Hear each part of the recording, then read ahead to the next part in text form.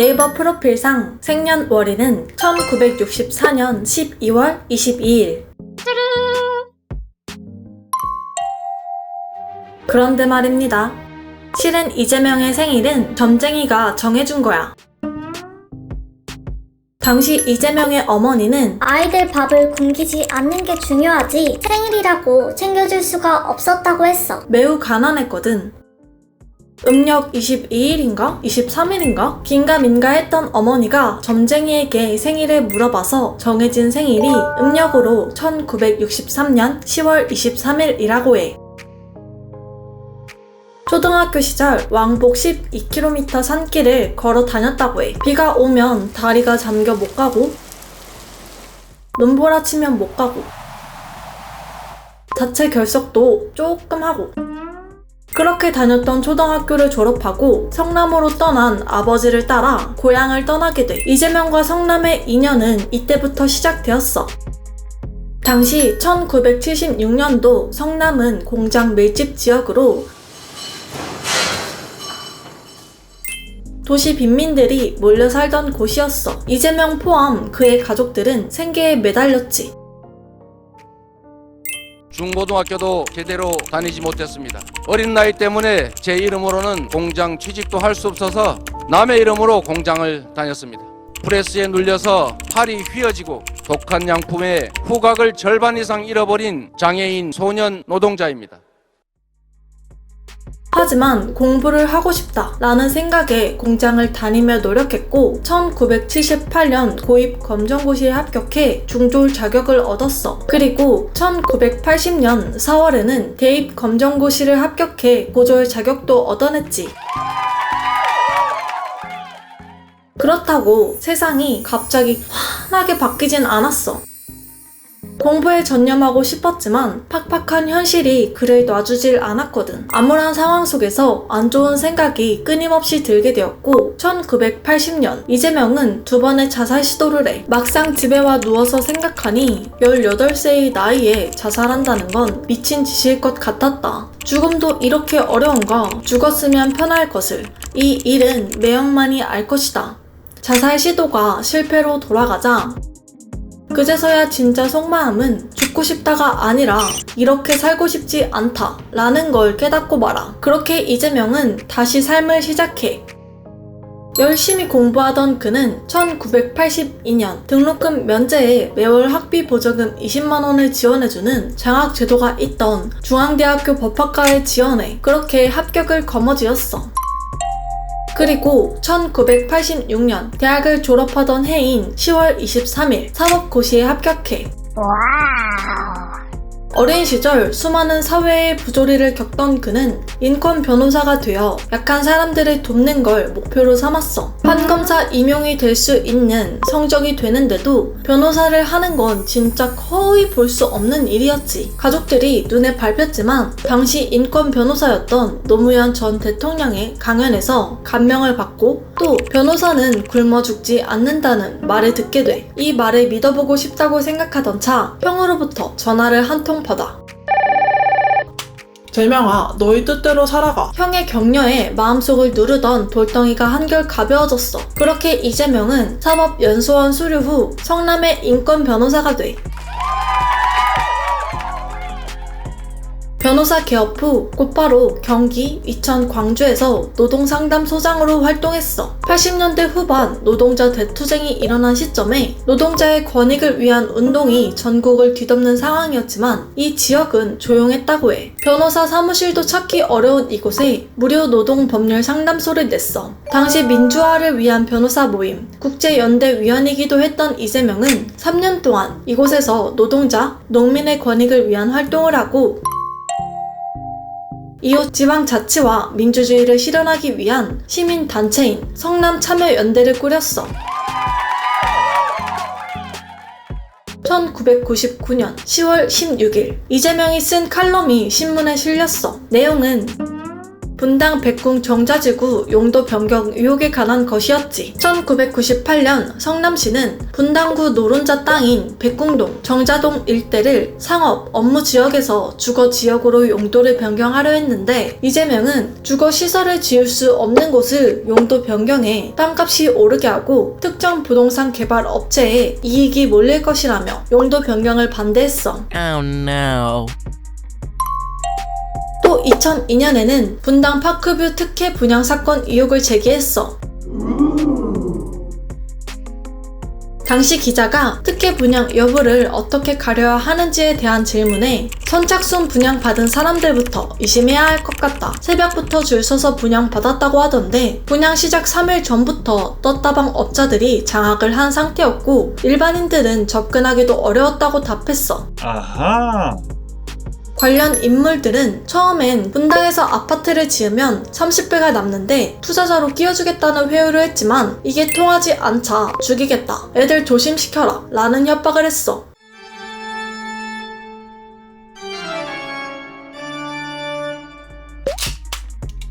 이때 하는 수 없이 총기 소지 허가를 받아 가스총을 가지고 다녔다고 해. 이렇게 지역 운동을 이끌던 이재명에게 2004년 정치에 입문하게 된 하나의 사건이 일어나. 바로 성남시립병원 설립 운동이야.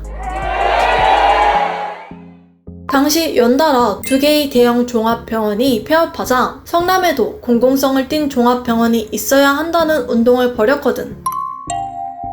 여기서 잠깐, 공공의료란 민간이 감당하기 어려운 의료 서비스를 국가가 책임지고 모든 국민에게 제공하는 것을 의미해. 아하.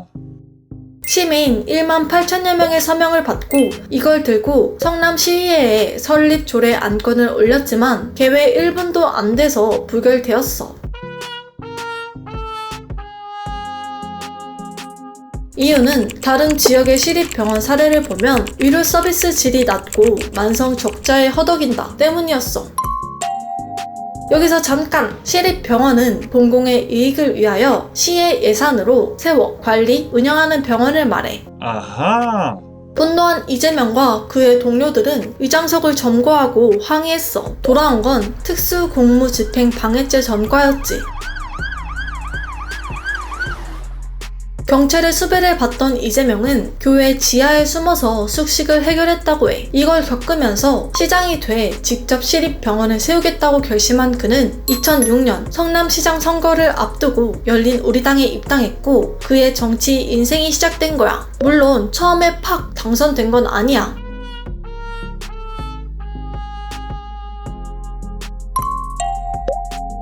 2006년 처음 도전한 성남시장은 실패로 돌아갔어. 그리고 2008년 총선에서도 낙선했지. Oh no. 하지만 이재명은 다시 도전했고 2010년 경기도 성남시장에 당선되었어.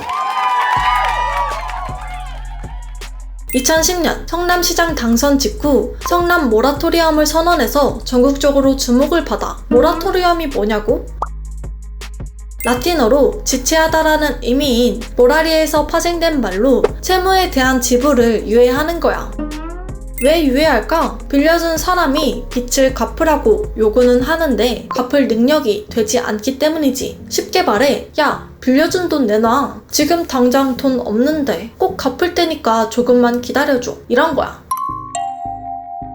아니, 성남시 부유한 거 아니었어? 웬 모라토리엄? 그 정도로 상황이 급박했던 걸까? 2010년 성남시장 취임 직후 판교특별회계에서 끌어다 쓴 전입금 5,400억 원, 시청사 부지 잔금을 포함한 미편성 법적 의무금 1,885억 원 등 총 7,285억 원을 상환하기 어렵다며 모라토리엄을 선언했어. 이걸 극복하기 위해 사업 투자 순위 조정, 공무원 복지사업 취소 등 초긴축 재정으로 2014년 1월 모라토리엄 종식을 선포했어. 불과 3년 6개월 만이야. 와우. 그런데 정치 쇼에 불과했다는 주장도 있어. 당시 모라토리엄의 가장 큰 이유였던 국토부 정산에 대해 정산을 요구하지 않았다는 사실이 알려지면서야. 돈 갚으라는 말을 안 했는데 못 갚겠다고 모라토리엄을 선언을 하니 굳이 할 필요가 없는 상황에 선언한 거 아니냐는 거지. 이에 대해 한 인터뷰에서 정치 수요단 지적이 있는 건 안다. 시민들에게 성남시의 재정 상황을 충격적인 방식으로라도 알려야 했다. 라고 대답했어. 그럼 실제 부채의 추이는 어떨까? 2018년도 비전 성남 기사에 실린 성남시 부채액 추이를 보면 점차 채무가 줄어들고 있으며 기사가 실린 시기 사실상 채무 제로에 가깝다고 하고 있어. 이재명은 그렇게 2014년 6월 지방선거에서 성남시장 재선에 성공해 으르르르르르. 시민을 위한 행정을 외쳤던 이재명은 2016년 3대 무상복지 전면 시행을 내걸어. 지금 뭐지? 3대 무상복지란 청년배당, 산후조리, 무상교복으로 현재 청년들에게는 연간 100만원을 지원하고 산모에게는 출생아 1인당 50만원을 지급하고 무상교복은 1인당 30만원 이내로 필요 서류를 갖춰 신청하면 교복 구입비를 현금으로 지원받을 수 있어. 처음부터 이렇게 한 건 아니야. 점차적으로 확대한 거야. 청년 기본소득 1064억 원, 산후조리비 296억 원, 무상교복 194억 원 등 총 1554억 원이 반영된 2021년도 예산안을 최근 경기도의회에 제출했다고 해. 이 외에도 이재명은 각종 복지 정책에 중점을 두었어. 이후 경기도지사 예비후보로 등록하기 위해 성남시장직을 사임하고 2018년 경기도도지사에 당선돼. 도지사 때 뭐 했냐고? 경기도 의료원 산하 6개 병원에 수술실 CCTV를 설치, 운영했어. 수술실에서 의식이 없는 환자를 상대로 인권침해, 대리수술, 불법수술 등 사고가 이어지자 이재명은 수술실 CCTV 법을 지속적으로 요청했고 결국 수술실 CCTV 설치 의무화 법안이 국회를 통과했어. 2년의 유예 기간을 거쳐 2023년 8월 30일부터 시행이 될 거야. 아하. 또 아까 이재명이 정치에 입문하게 된 계기가 성남의 공공의료원을 만들고 싶어서라고 얘기했지. 인구에 비해 변변한 의료시설이 없던 성남 지역 주민들은 지역 의료기관이 생기길 바래왔었어. 그런데 이재명이 시장이 되고 2013년 성남시 의료원이 착공되었어. 그리고 2019년 완공되었지. 이재명은 공공의료에 대해 국민의 최대한의 인간다운 삶을 위해서 반드시 국가가 보장해야 될 사회 서비스다 라고 했어. 2021년 10월 25일 대선을 위해 경기도 도지사직을 사퇴하면서 현재 본격적으로 대선을 준비하고 있지. 짜르륵 봤는데 어때? 앞으로 누가 대통령이 될지 정말 궁금하네. 물론 여러 논란도 뒤따랐지만 이번 영상에서는 언급하지 않을게. 댓글로 이재명 대선 후보에 대한 의견 많이 남겨줘. 그럼 이만.